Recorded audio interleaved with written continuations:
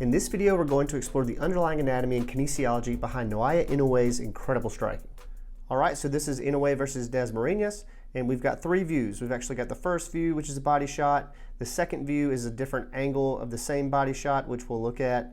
And then the next is another body shot, actually, but it's preceded by a really nice uppercut and then a hook to the body, which ultimately ends up knocking him down again later on in the fight.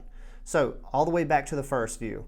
So a couple things. The first thing I want you to notice is where he's pushing off and he's accepting the weight back onto his back leg. So his center of mass is actually moving away from his opponent, unlike most of the time we see him moving towards or at least up or down, depending on what kind of leverage they want for the strike. The first thing I want you to notice is the amount of hip internal rotation that happens here in the closed chain.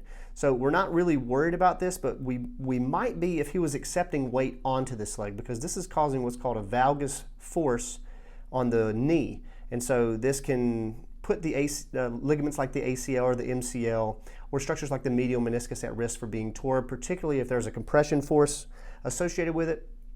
But since he's actually shifted his weight backward, so when he starts to punch, he pushes his weight backward and he accepts the weight here, but most of the actual movement is happening about the transverse plane. This is actually torque. So torque is a rotational force about an axis.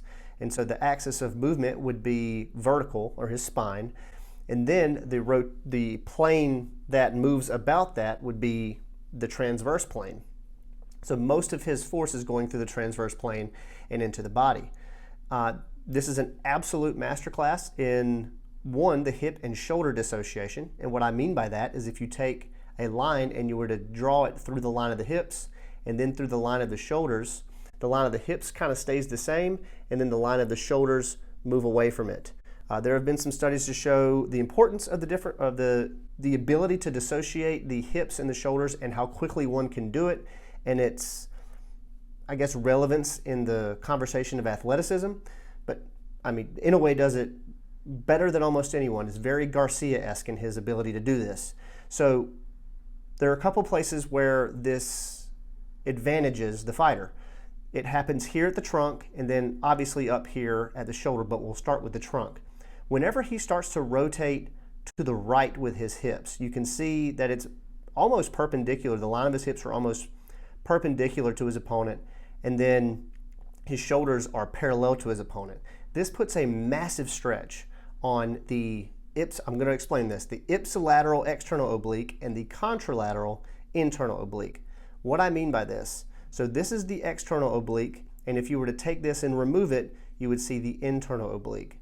One of the movements of the external oblique is rotating the trunk to the opposite side. So this is the right external oblique.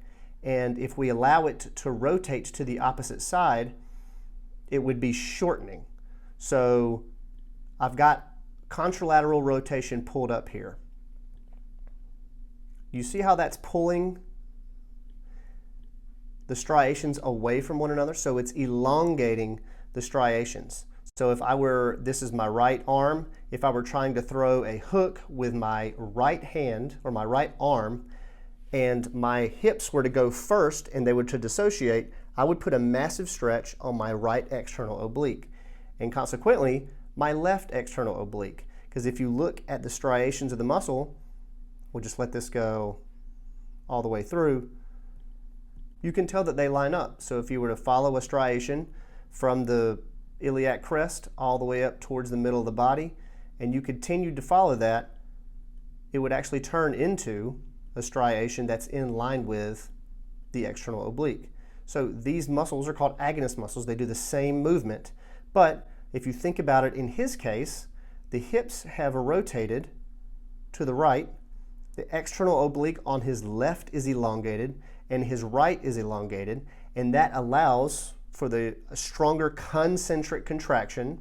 After that eccentric elongation, the really quick amortization phase, or the switch from eccentric to concentric, allows for a stronger concentric contraction. So not only is that happening, the stretch reflex is happening in the trunk, it's also happening up in the shoulder girdle. So look how far his arm is lagged back. he is in a position of relative horizontal abduction, but he's trying to horizontally adduct, like we see in the hook. We've talked about this before. Glenohumeral horizontal adduction is what we see whenever we throw a hook, performed by muscles like the pec major and the anterior delt. So he pushes his weight back, closed chain internal rotation here, but that's okay because he's accepting weight on the back leg. Big hip shoulder dissociation, taking advantage of the stretch reflex at the trunk and the shoulder girdle, and making really good contact for a liver shot that takes Des Marinas to the canvas. So I'll let you watch that full speed, well, slow-mo. It happens so much quicker than this. Okay, so now let's go to the next view where it's a bit of a different angle, so it's kind of easier to notice in some respects. So right there, I know my little control bar is in the way, but his hips, again, perpendicular to the line of his opponent, and then his shoulders are at least at a 45-degree angle, if not more. But you can really appreciate how far back or how horizontally abducted his arm is. And then you also see a nice contraction of the shoulder girdle, or muscles like the upper and middle traps and the rhomboids. They're all really engaged to help stabilize the shoulder, particularly whenever he comes through and delivers. You know, you see that reverberation of the force from the glove all the way through the thoracic spine, because as that thoracic spine rotates, it stabilizes the arm, delivers the arm, and stabilizes it after contact. All right, so one more time. We'll start here before we move to the next one. First, this is a really good setup for the uppercut, and I like to break this down a little bit. It's a little far away, so it's kind of hard to see, but I'll briefly break it down. So when he starts to plant, you notice that he's kind of dropping his center of mass so that whenever he concentrically contracts the muscles of his leg, like the glutes and the hamstrings to extend his hip, and the quads and the plantar flexors to plantar flex the ankle and extend the knee, he's moving his body mass up or through Des Marinas' head during the uppercut. Okay, and so one of the things that differs from something like the uppercut and the hook is that the muscles that are taking advantage of this stretch reflex are a little bit different. So now we've got almost pure shoulder flexion and elbow flexion, even although it be isometric, as he extends his shoulder to bring it back and wind up for the punch. This is actually shoulder extension, which puts the bicep on a bit of a stretch, particularly at its attachment proximally. So the proximal muscle belly of the bicep is eccentrically elongating, and then the anterior delt is definitely elongating because of the shoulder extension, and then it's concentrically contracting, and you can make an argument that the bicep is mainly doing an isometric contraction, but it certainly is helping to some extent the anterior delt flex. Not to mention, he's got a little bit of right thoracic rotation, so he's getting a little bit of his obliques into it, but not as much as the power from that hip extension coupled with shoulder flexion. And he follows through really well there. And that kind of stuns Des Marinas. He doesn't really know what's going on. And Inoue knows that he landed well, so he plants the back leg and hits another really good body shot in the same way that we saw him do it in the last view.